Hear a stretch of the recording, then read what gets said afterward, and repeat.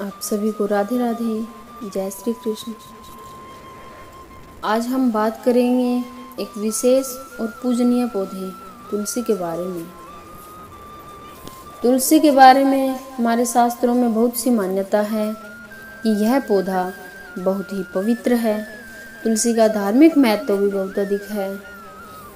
तुलसी के पौधे को परम पवित्र और देवी का भी दर्जा दिया गया है और ये भी कहा जाता है कि मृत्यु के समय जो तुलसी पत्ते सहित जल का पान करता है वह मुक्त होकर सीधे विष्णु लोक में स्थान पाता है। घर में यह पूजनीय पौधा होने से हम पर देवी देवताओं की भी विशेष कृपा बनी रहती है।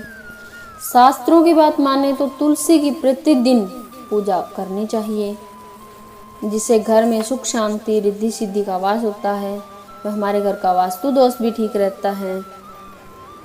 और तुलसी हमें किस वार को तोड़नी चाहिए, किस तिथि को तोड़नी चाहिए, इन बातों का हमें विशेष ध्यान भी रखना चाहिए।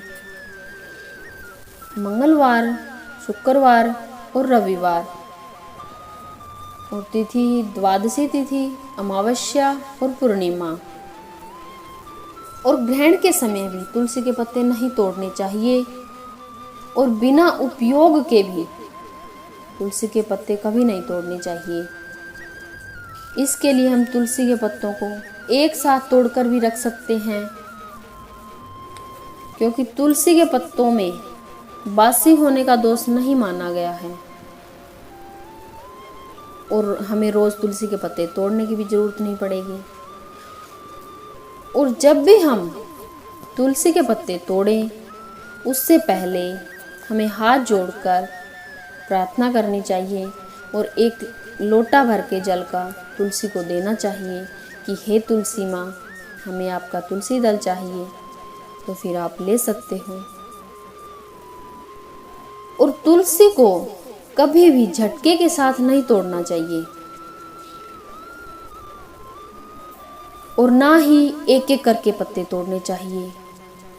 तुलसी के जो डंठल होते हैं उसके साथ तोड़ना चाहिए। जो जुड़े हुए पत्ते होते हैं, जैसे 2 हो गए, 4 हो गए, वैसे तोड़ने चाहिए, एक एक करके नहीं तोड़ने चाहिए।